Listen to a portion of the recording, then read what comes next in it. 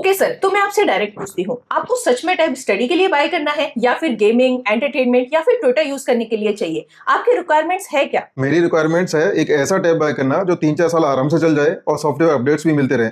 Build quality अच्छी हो, display quality अच्छी हो, सॉफ्टवेयर प्रोसेसर भी एकदम अच्छा हो और मुझे स्टडी से मतलब नहीं है, मुझे कुछ भी राइटिंग नहीं करनी। तो सर फिर आप Xiaomi Pad 7 बाय कर लो, क्योंकि Moto Pad 60 Pro आपके रिक्वायरमेंट्स अच्छे से मैच नहीं करता। वहां सिर्फ 2 साल के OS अपडेट्स मिलेंगे, डिस्प्ले की ब्राइटनेस भी बहुत कम है, जो कि एंटरटेनमेंट के लिए काफी नहीं है। वहीं Pad 7 में आपको 4 साल के सॉफ्टवेयर अपडेट्स मिल जाएंगे और डिस्प्ले की क्वालिटी और ब्राइटनेस भी बहुत ज्यादा है और इसका प्रोसेसर भी इतना पावरफुल है कि 3 से 4 साल तक ये टैब एकदम स्मूथली चलेगा। और अगर मैं बोलता कि मुझे सिर्फ स्टडी करने के लिए चाहिए तो सर फिर आप 25 से 26 हजार में iPad 10 बाय कर लो और उसकी पेंसिल भी 1500 रुपए में आराम से मिल जाती है, कोई भी थर्ड पार्टी पेंसिल, और ये स्टूडेंट्स के लिए एकदम बेस्ट है। हाँ, लेकिन अगर आपको उसका स्टोरेज कम लगता है तो फिर 31 हजार में iPad 11 बाय करने की कोशिश करो और 1500 रुपए में पेंसिल। वो एकदम सही है पढ़ने वाले स्टूडेंट्स के लिए, मतलब सच में पढ़ने वाले स्टूडेंट्स के लिए। इसके अलावा सैमसंग का टैब S9 FE लगभग 23,000 या फिर उससे नीचे ऑफर्स में मिलता रहता है, तो आप एंड्रॉइड में वो बाय कर सकते हैं, या फिर S10 FE 34,000 में।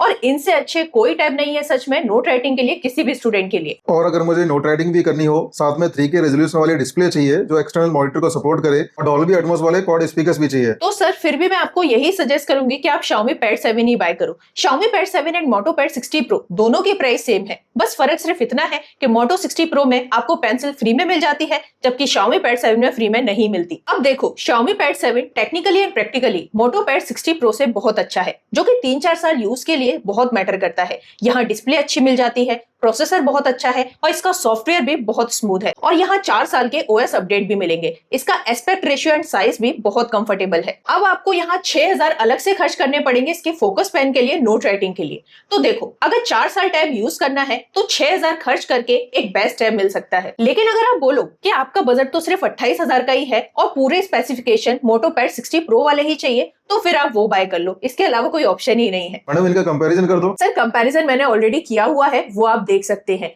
बस वो Lenovo के नाम से था और ये Moto के नाम से लॉन्च हुआ है। यहाँ ब्रांड नेम के अलावा कोई डिफरेंस नहीं है। बात करती हूँ इनकी डिजाइन एंड बिल्ड क्वालिटी से। दोनों ही टैब मेटल बॉडी के साथ आते हैं और अच्छी बिल्ड क्वालिटी में आते हैं। अगर Xiaomi Pad 7 की बात करूँ तो इसका डिस्प्ले साइज 11.2 इंच है और इस डिस्प्ले साइज के साथ ये बहुत ज्यादा कंफर्टेबल है और काफी लाइट वेट भी रहता है। इसे वन हैंडेडली इजीली यूज किया जा सकता है और एक हाथ से यूज करने में यहाँ कोई इशू भी नहीं होगा। वहीं Idea Tab Pro 12.7 इंच की बड़ी डिस्प्ले के साथ आता है, जो कि यूज करने में उतना कंफर्टेबल नहीं है, तो इसे ज्यादातर टाइम टेबल पर ही रखकर यूज करना पड़ेगा। अगर आप एक स्टूडेंट है या फिर प्रोफेशनल है और टैब को अपने साथ कैरी करना चाहते हैं तो Xiaomi Pad 7 बेटर रहेगा। कुछ लोग बड़ी डिस्प्ले वाले टैब इसलिए प्रेफर करते हैं क्योंकि उनको टैब पर ही कंटेंट वॉच करना है, लेकिन डिस्प्ले के पॉइंट से भी Xiaomi Pad 7 बेटर है।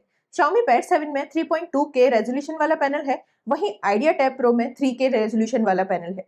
Pad 7 की डिस्प्ले Idea Tab Pro के कंपैरिजन में मुझे पर्सनली बहुत ज्यादा अच्छी लगी है, क्योंकि यहाँ कंटेंट एकदम क्रिस्प लगता है, नेचुरल है, HDR कंटेंट में डिटेल बेटर दिखते हैं और ब्राइटनेस तो Pad 7 की Idea Pro के कंपैरिजन में बहुत ज्यादा है। और जब आप ये वीडियो देख रहे होंगे तो इतना आइडिया तो आपको भी लग रहा होगा। ब्राइटनेस भी बता दूं तो Idea Tab Pro में 400 निट्स की ब्राइटनेस है, वहीं Xiaomi Pad 7 में 800 निट्स की, तो ये चीज भी यहाँ क्लियर नोटिस हो रही होगी। मेरे पास ये नैनो टेक्सचर डिस्प्ले वाला मॉडल है, तो इनकी ब्राइटनेस का डिफरेंस ज्यादा नोटिस हो रहा होगा। यहाँ रिफ्लेक्शन एकदम ना के बराबर है।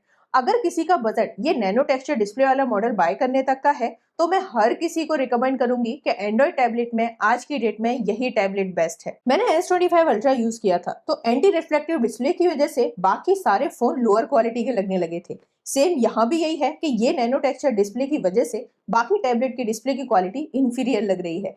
अब अगर इसका मैं नॉर्मल वाला डिस्प्ले मॉडल बाय करती तो Xiaomi Pad 7 की डिस्प्ले फिर भी इसके कंपैरिजन में बेटर ही रहेगी। एक और पॉइंट है जो Idea Tab Pro को एडवांटेज दे सकता था, वो है इनकी साउंड क्वालिटी।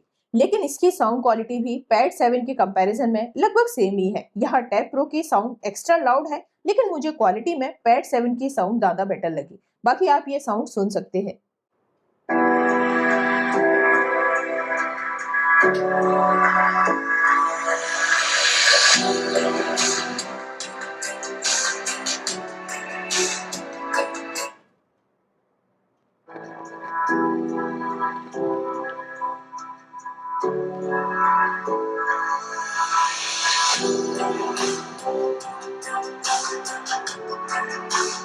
एक और पॉइंट यहाँ क्लियर कर दूं कि अगर कंपैरिजन ना करें तो दोनों की ही क्वालिटी काफी अच्छी है। परफॉर्मेंस के पॉइंट से Xiaomi Pad 7 क्लियर विनर है और ये चीज इन्हें से यूज करने में क्लियर नोटिस हो रही है। मैंने दोनों के Geekbench 6 भी रन करके देखे हैं और यहाँ इन दोनों के स्कोर्स में बहुत बड़ा डिफरेंस है। गेमिंग एक्सपीरियंस भी Xiaomi Pad 7 में ही बेटर है। कुल मिला के परफॉर्मेंस के पॉइंट से Xiaomi Pad 7 क्लियर विनर है। सॉफ्टवेयर के पॉइंट से तो Samsung और Apple हमेशा टॉप पर है। यहाँ मैं दोनों को ही सिमिलर लेवल का मानती हूँ, लेकिन हाइपर ओएस के साथ Xiaomi Pad 7 ज्यादा स्मूथ फील हो रहा है। Lenovo के पास Samsung के जैसा एक एडवांटेज है। जैसे Samsung में डेस्क मोड का फीचर होता है, वैसे ही यहाँ हमें पीसी मोड का फीचर मिल जाता है। तो इसके साथ कीबोर्ड और माउस अटैच करके लैपटॉप की तरह इसे यूज किया जा सकता है। तो अगर आपको कीबोर्ड और माउस ज्यादा यूज करना है टैब के साथ, तो आपके लिए टैब प्रो ही बेटर ऑप्शन है। सॉफ्टवेयर के साथ ही अगर इनके नोट ऐप की बात करूं तो दोनों के ही नोट ऐप बेसिक फीचर्स वाले हैं।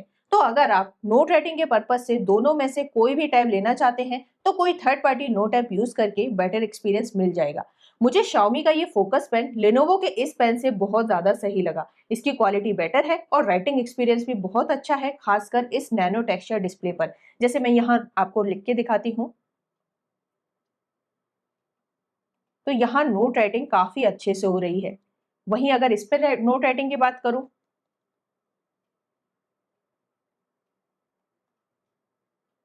नोट राइटिंग इस पे भी अच्छी है, लेकिन अगर कंपैरिजन करें ना तो मुझे इस पे बेटर फील हो रहा है। लेनोवो के पेन को टाइप सी पोर्ट से ही चार्ज करना पड़ेगा, वहीं Xiaomi का ये फोकस पेन वायरलेसली चार्ज हो जाता है। लेकिन पॉइंट वही आता है कि यहाँ इसके लिए हमें अलग से 6,000 रुपए खर्च करने पड़ेंगे और Lenovo का ये पेन बॉक्स में फ्री में मिल जाता है। तो अगर आपका बजट 28 से 30,000 का है तो आइडिया टैब प्रो ही बाय करें, लेकिन अगर बजट 35 से 36,000 का है तो इस फोकस पेन के साथ Xiaomi Pad 7 नोट राइटिंग के लिए एक बेटर ऑप्शन है। सॉफ्टवेयर अपडेट की बात करूं तो दोनों में ही 2 OS अपडेट मिलेंगे, लेकिन यहाँ Lenovo ने इस टैब को Android 14 के साथ लॉन्च किया है, तो यहाँ सिर्फ 2 OS अपडेट मिलने का मतलब है यहाँ Android 15 एंड 16 का ही अपडेट मिलेगा।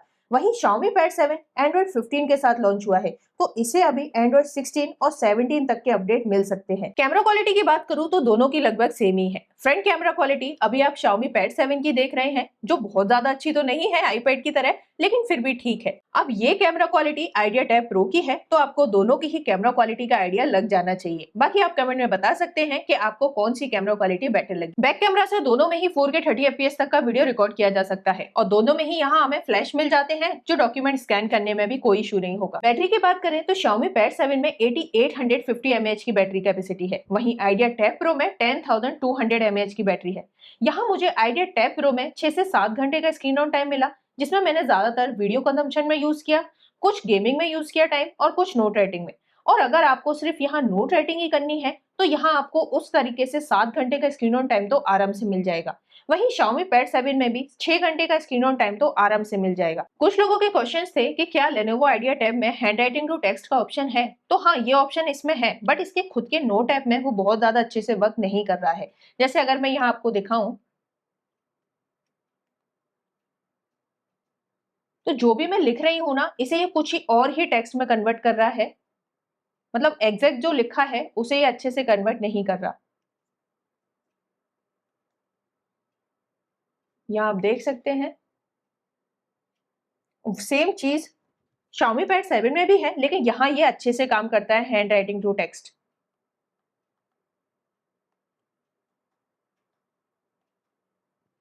यहाँ आप देख सकते हैं जैसे मैंने लिखा था उसे ही इसने कन्वर्ट किया है। काफी लोगों ने कमेंट्स में ये भी पूछा था कि क्या Lenovo आइडिया पैड प्रो में प्रेशर सेंसिटिविटी का सपोर्ट है, तो हाँ इस टैब में प्रेशर सेंसिटिविटी का सपोर्ट है। जैसे कि आप अगर यहाँ ध्यान दें, अगर मैंने पेंसिल पे कम प्रेशर दिया है तो लाइन कुछ लाइट कलर में आ रही है, अगर मैंने एक पेन पे ज्यादा प्रेशर दिया है तो ये थोड़ी डार्क हो गई है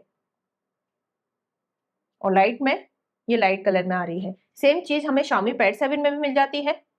अगर पेन को लाइट तरीके से पकड़ेंगे तो इसका कलर लाइट रहेगा, और अगर मैं डार्क तरीके से पकड़ूंगी इसको प्रेशर के साथ तो ये डार्क रहेगा। टिल्ट सेंसिटिविटी की बात करूं तो Lenovo आइडिया पैड प्रो में टिल्ट सेंसिटिविटी बहुत ज्यादा अच्छे से वर्क नहीं कर रही है, तो मतलब यहाँ ना के बराबर ही समझो या ये समझो ये टैब टिल्ट सेंसिटिविटी को सपोर्ट नहीं करता। लेकिन Xiaomi Pad 7 में टिल्ट सेंसिटिविटी का सपोर्ट है। जैसे कि अगर मैं यहाँ देखूं, आप लोगों को दिखाऊं मैं कि अगर मैंने पेन इस तरीके से पकड़ा है और इसे थोड़ा भी टिल्ट करूंगी तो इसका शेप चेंज नहीं होगा। जिस तरीके से ऐसे लाइन बन रही है वैसे ही ऐसे भी बनेगी। तो यहाँ टिल्ट सेंसिटिविटी का सपोर्ट नहीं है। वहीं अगर Xiaomi Pad 7 में देखें तो अगर मैंने पेन को इस तरीके से पकड़ा है, लाइन एकदम स्ट्रेट आ रही है और थोड़ा पेन को टिल्ट करने पे इसका शेप चेंज हो गया है। अगर इनका कंक्लूजन करूं तो पहले मैं सोच रही थी कि शायद Idea Tab Pro Xiaomi Pad 7 से एक बेटर ऑप्शन होगा, लेकिन Xiaomi Pad 7 overall best tablet है, जहां डिस्प्ले, परफॉर्मेंस, पेंसिल का एक्सपीरियंस सब बेटर है। वहीं अगर बजट आपका सिर्फ 28,000 तक का ही है, उसमें भी आपको पेन चाहिए, तो ये भी बहुत अच्छा ऑप्शन है। लास्ट में यही बोलूंगी कि अगर बजट इंक्रीज करके ये नैनो टेक्सचर डिस्प्ले वाला टैब बाय कर सकते हो पेन के साथ, तो इससे बेटर इस प्राइस रेंज में कोई दूसरा टैबलेट नहीं एंड्रॉइड में। बाकी मुझे ये टैबलेट सेल भी करने हैं, तो आप में से अगर कोई भी इंटरेस्टेड है तो मुझे मेरी मेल आईडी पर मेल कर सकते हैं। वीडियो पूरा देखने के लिए धन्यवाद एंड टेक केयर।